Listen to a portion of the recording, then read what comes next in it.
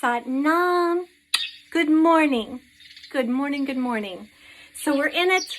We're in this 40-day meditation, and we're working with the Essene mirrors, and we're working with the miracle mantra. We're working with healing our ancestors. This is going to be the most healing, miraculous, and eye-opening 40 days that you've ever lived. I am astounded. The kindness and the wisdom and the healing that has been coming through for myself and my beloved. I can't even put it into words how much I can't stop smiling. It's not that some of these mirrors, though, aren't uncomfortable. But let me just get to it. Today, this morning, I want to give you an overview of each of the mirrors. I want to give you this piece of advice. Don't get over heady. You don't have to always get it right. The mirrors will keep moving. One of the beautiful things is the mirrors are connected to the Christ consciousness. So Jesus, that awesome yogi, is holding this vortex. That's what makes the mirrors miraculous. When I first started, I didn't really get that it would be this significant and this powerful. So I'm so excited for you. All right, so let's go over the mirrors. The first mirror is what we generally hear about. So the concept of the 7 mirrors is in almost every single spiritual path. So in Kundalini Yoga, it's our first sutra, right? Recognize the other person as you. In the Bible, the Christian powers that be kind of only let in a half a mirror in the Beatitudes. Basically, treat thy neighbor as you would treat yourself. It's kind of they're you and you're them, so be nice to them, you know? But that was not the whole picture. So when Jesus was learning, when he was in his learning stage with the Essenes, Magdalene and he learned from the highest alchemy and pristine teachings, and this was one of them. And this is what gave him the ability to see right into the heart of someone and know exactly what he needed to say and do in order to heal them, because he had already done that with himself, his beloved, and his relationship with God. So the first mirror is, in you, I see me. Pretty basic. It's kind of what we see in all of the other paths, right? In you, I see me. It is the unconscious and unaware aspects of ourselves that is mirrored real time. This mirror is really about real time. So whatever subconscious is going on, say I wake up in just kind of an irritated, dark mood, I don't think things are going to work out today. And this energy starts bringing to me the experiences of the day, hitting every red light, people that are very confronting, okay? This is mirroring my real-time energy. This gives us an opportunity to take a deep breath and redirect. This mirror is happening all the time. The one thing you don't want is to use the mirrors to spiritually bypass. It's supposed to give us a sense of more kindness and more compassion to ourselves, but the other. So when I am agitated and I am drawing, I'm a magnet, right? So I'm drawing irritation to me, even though the outer circumstances, the stoplight, the this, the that, helps me get a grip on my energy. It also means that person is irritated and I was called into them, right? So it's a beautiful dance of carnation. And it's not just people. It's our home. It's the way breakfast tastes. It's the song on the radio. All of it is this beautiful orchestra of you co-creating with God. And in every moment, like this camera was designed by somebody. The bird sounds were taped by somebody. You are listening, and there's 40 of you, right? We are making this moment. The second mirror, in you, I see my biases and judgment. Often the big internal judgments, the triggers, are right here in our reactions to the other. So I may not be a liar, but boy, do I judge a liar, right? So So I'm drawing this thing that I have so much judgment and angst about into my life. I might not be doing it, but I judge it and I condemn it. And you might say, well, Marcia, lying is bad. Yeah, it is. But that does not mean I need to apply darkness or judgment to it. Instead, I can have discernment and make a decision. Maybe a person that has that kind of alchemy shouldn't be in my life. Okay. But I need to have acceptance, compassion, love them. Obviously, they're so afraid they have to lie. They're not okay with being who they are. So the healing is still, for me, are you ready to stop being so triggered by that? Stop being so tied to it. When we think of the politics and all of the different opinions that are out there, our judgment is escalating it, right? Rather than having compassion for those that don't feel seen. Not all of the opinions of others are yours, but that doesn't mean we have to get into angst. Third mirror. This mirror, I want to make sure I get them exactly worded right. In you, I see my lost, forgotten, taken away parts of me. Often a sense of loss or vague emptiness is triggered in this. So this is the mirror where, for some reason, so think of this. In another life or in this lifetime, you lost something. Maybe you lost your value. Maybe you lost your confidence. And this other person is really confident and really charming and charismatic. And you look at them and you're like, at first, what happens with this mirror, it could be adoration. Oh my God, you're so cool, huh? But then it triggers our loss. And then the emptiness sets in. And then oftentimes we are critical of them. We're jealous of them. We get into a combative thing because it isn't as though we can take it from them. They are there to remind us that we lost that and remember it back and bring it back into life. This mirror often is the beginning of love, especially when we're younger. Those loves that we're so infatuated with, and then we fucking get so jealous and weird on them, So it can be that. Sometimes it's even like movie stars or musicians that you have all this respect, and then something comes into, the newsfeed that they did this or that, and then you judge them and, cut them off of their pedestal. And it's all because the lost or forgotten part of you is triggering jealousy. Rather than jealousy, let it trigger healing and remembering and letting it bloom again in you. The fourth mirror, in you, I see my lost loves and unfinished relations. This can lead to compulsive repetition in relationships or addictive behaviors. Okay, so for thousands of lifetimes, we have had our heart broken. We have had families die. We have had kingdoms crumble. And sometimes we were the reason, right? So this is about the lost love, these gaping holes inside of us. That then, when we fall in love, I have a piece of hair on my nose. Then, when we fall in love in this lifetime, we get triggered and we have these overly possessive behaviors, overly controlling.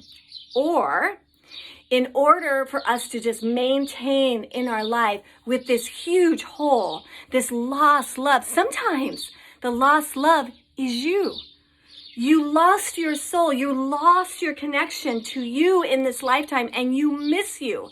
And in order to withstand this excruciating pain, you pick up an addiction, alcohol, drugs, power, attention, sex, buying, gambling.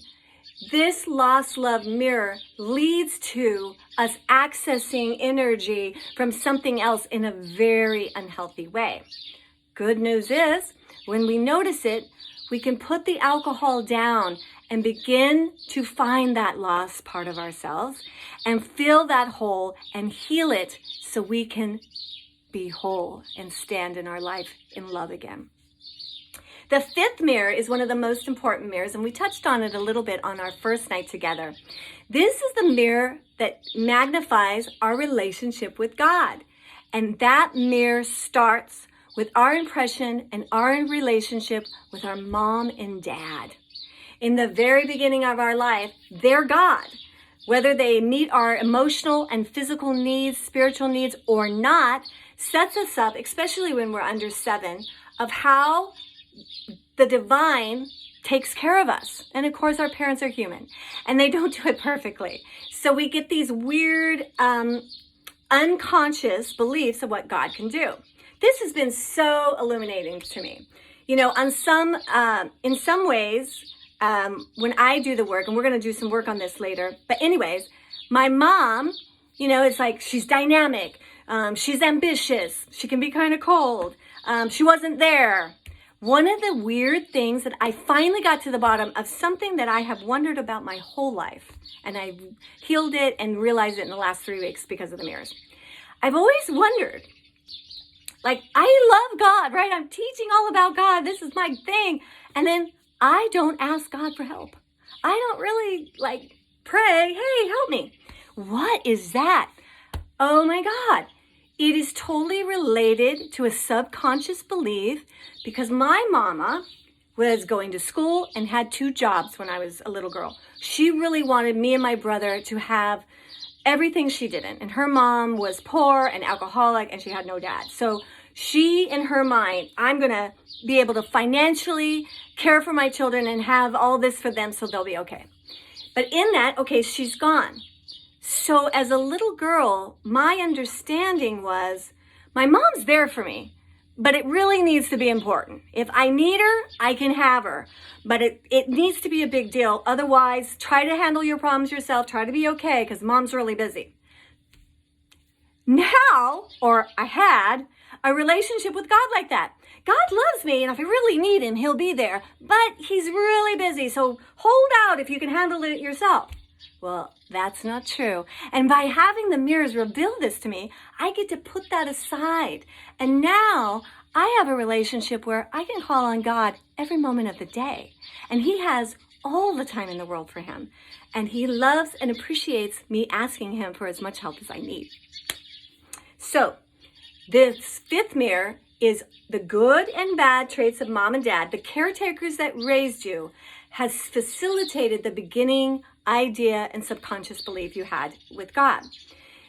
We're going to work on that so we can heal and transition the subconscious beliefs to let go and create a new contract and new relationship with God the Father and Mother. The 6th mirror. In you, I see my most feared aspects of self-worth, trust, abandonment, and loneliness. Flash moments leading to life-changing insights. This mirror often is triggering the dark night of the soul. So this mirror triggers the big wounds. Sometimes it's an event. I've got cancer. I'm divorced. My mom died. Sometimes these events set off a chain of events that bring us into the core of who we are and shake us to our heart on whether we can believe in love and put our life in God's hands. These events are meaningful and purposeful. Sometimes they're like flashes. Sometimes we just have flashes of this in a day. But sometimes we are in a season of the dark soul, and this mirror is intense on bringing you to the deepest part of your wounds, to heal it, to transcend it, to let it go so you can feel whole. And the last mirror is where we want to end up. In you, I see how I am me. Soul-piercing opportunities to release perceptions. Okay, this mirror, like the first mirror, this is like an upgrade of the first mirror. This mirror is happening all the time. And this is about knowing that everything that happens in our lives is perfect. The 7th mirror is about knowing everything in our lives is exactly how it should be. This is what makes Jesus the Christ, the avatar. And avatars like him have mastered this mirror. In any situation, they know it's happening exactly the way it should. And so if there is conflict or lack, because this is happening, God is going to provide the answer, the workaround, the energy that we need to deal with it. This applies to situations, objects, your mind, other people, right? So let's say I have a reservation at this hotel and I come and they don't have it. How many of us would just freaking flip out? And it's at a busy holiday season and maybe there's no rooms in town and yours has been lost. This mirror says, okay, this is exactly the way it's supposed to be. When we roll with it, that's when life gets magical. You think of Mother Mary. She's going to Bethlehem, and she's a woman of means. She's supposed to have a beautiful place at the inn, but there's no rooms. There's no rooms in the town. But she's an avatar, and she says, okay. She doesn't use any energy on fighting or resisting it. And in that, opens up a stable where she's safe to have that baby. Because it turns out that the Caesar knows that this baby is coming and will soon after he's born start going after and killing all those young boys under 2. But because she's not in an obvious place, avatar, going with the flow, she misses that darkness. If she would have made a big deal out of no rooms at the inn, she wouldn't have been coveted into safety. This is happening to you and to me all the time. This is the technology of the 7 Essene mirrors, and we are going to play with them for 40 days. And I promise you, some of the biggest wounds in relationships that you have right now are going to totally illuminate and show you the answer. And you will, for the first time, see clearly and heal and be able to have so much more compassion and love for yourself and them. The compassion and kindness part of this is the jewel. The sweetness that has bubbled to the surface with Tony and I. Honestly, by working with the mirrors, it has stopped us from being against each other and instead being with each other in this. And honestly, that's what we want with every individual in our lives, every encounter. I bow because you are healing me just by being in my life. Sat Nam, happy first day of the 40-day meditation. Sat Nam, oh, Sat Nam.